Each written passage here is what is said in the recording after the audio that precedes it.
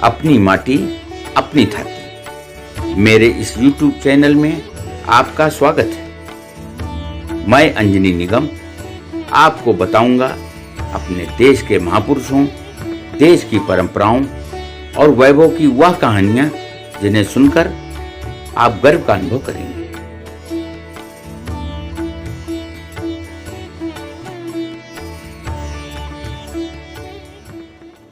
कित्तूर की रानी चेन्नम्मा की कहानी भी झांसी की रानी लक्ष्मीबाई की तरह ही है, इसीलिए उन्हें कर्नाटक की लक्ष्मीबाई भी कहा जाता है। वे पहली भारतीय शासक थीं जिन्होंने ईस्ट इंडिया कंपनी के खिलाफ सशस्त्र विद्रोह किया। ब्रिटिश शासन के खिलाफ बगावत का नेतृत्व करने के लिए भारतीय स्वतंत्रता संग्राम के इतिहास में उन्हें हमेशा याद किया जाएगा।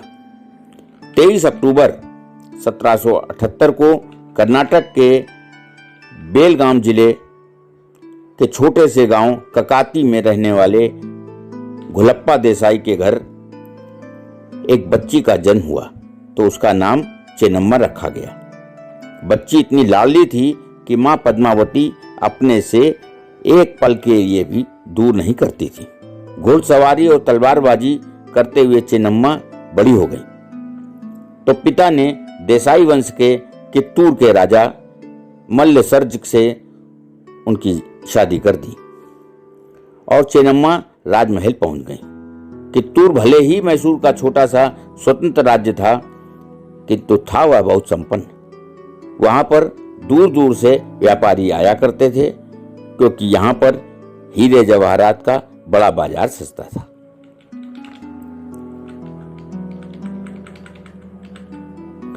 चेन्नम्मा ने एक पुत्र को भी जन्म दिया, किंतु जल्द ही उनकी मृत्यु हो गई, जिसका उन्हें गहरा आघात लगा।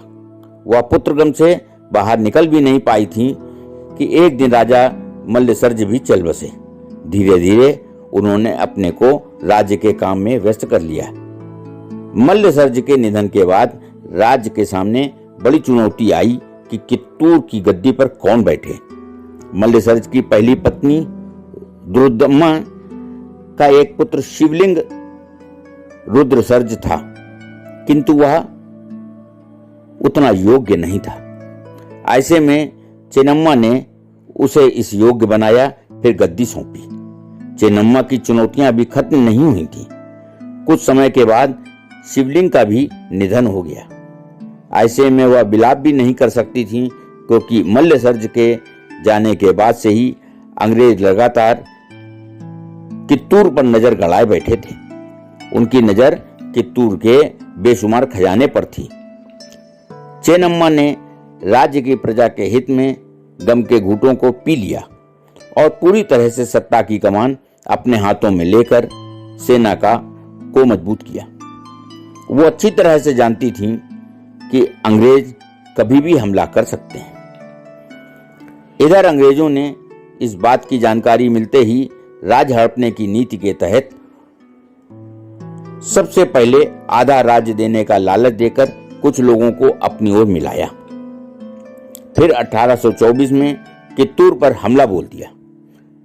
रानी चेन्नम्मा को जब राज्य के लोगों में डर का भाव दिखा तो उन्होंने जनता से कहा, जब तक मेरी नसों में रक्त की एक भी बूंद है तब तक कित्तूर को कोई नहीं ले सकता।